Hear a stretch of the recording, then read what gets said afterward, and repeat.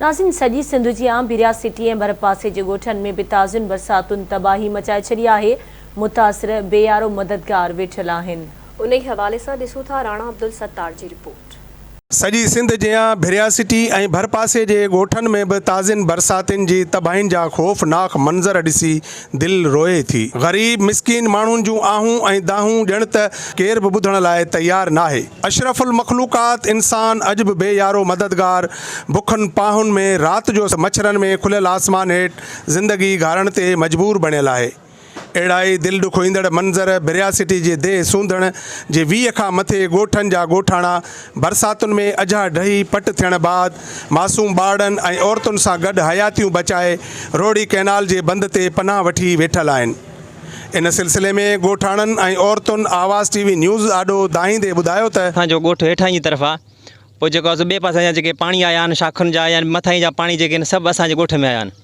असांजो ॻोठु आहे कमाल मरी, ऐं ॿियो असांजे भरिसां आहे ॻोठु लाल बख्श मरी, ॻोठु जमालुद्दीन सोलंकी, ॻोठु राणो ख़ासि केलिया, ॻोठु हाकम ख़ासि केलिया। इन सभु जा जेके आहिनि से माण्हू हींअर हिन ब्रिज जे बंद ते मथे वेठा आहिनि। घर लुड़ी आहे, सभु टोटल घर लुड़ी आहे। जेको आहे सो खाद खुराक जो जेको आहे सो कमी आहे। असांजे कारण जेको आहे सो को बि कुझु कोन थियो आहे। जेके टेंट वरिता आहिनि जा असां ॿचा ॿार वठी कढी निकिता आहियूं। ॿार असांजा अन्न टोटल लुड़ी विया अंदरि। 5 ॻोठ 6 आहिनि, जन 6 ॻोठनि जा अन्न पाणी हर शइ लुड़ी वई आहे हिते। ऐं अचण करण बि को केरु कोन्हे, को तयारु का शइ कान्हे का।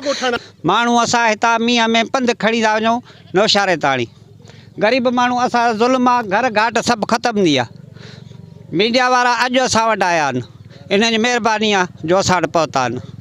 बाक़ी असां सां अॼु ताईं कंहिं बि तालुकात न रखियो आहे। जेका 5000 वारी शइ 10,000 में मिली आहे। 300 घर गिरिया आहिनि, छो त 5-6 ॻोठ आहिनि। ॻोठ अॻे ग़रीब मज़ूरी करे सभिनी जॻहियूं ठाहिया आहिनि। उहे जॻहियूं विया, माल विया, अन्न विया, को बि असां सां मदद नथो करे। असांजो कुझु न बचियो आहे। असां बचा वठी बसि हिते पहुता आहियूं। बाक़ी अन्न सामान सभु लुड़ी विया आहिनि। कंहिं असांजी सार न बचा रखी आहे। असांजूं जायूं ड्रही वियूं, असांखे खाइण लाइ कुझु कोन्हे को।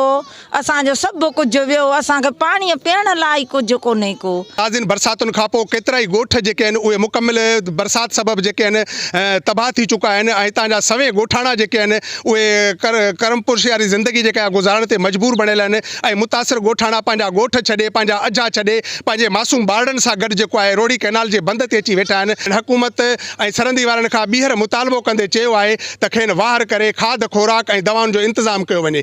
कैमरामैन राणा आमिर अली सां गॾु राणा अब्दुल सत्तार, आवाज़ टीवी न्यूज़ भिरिया सिटी।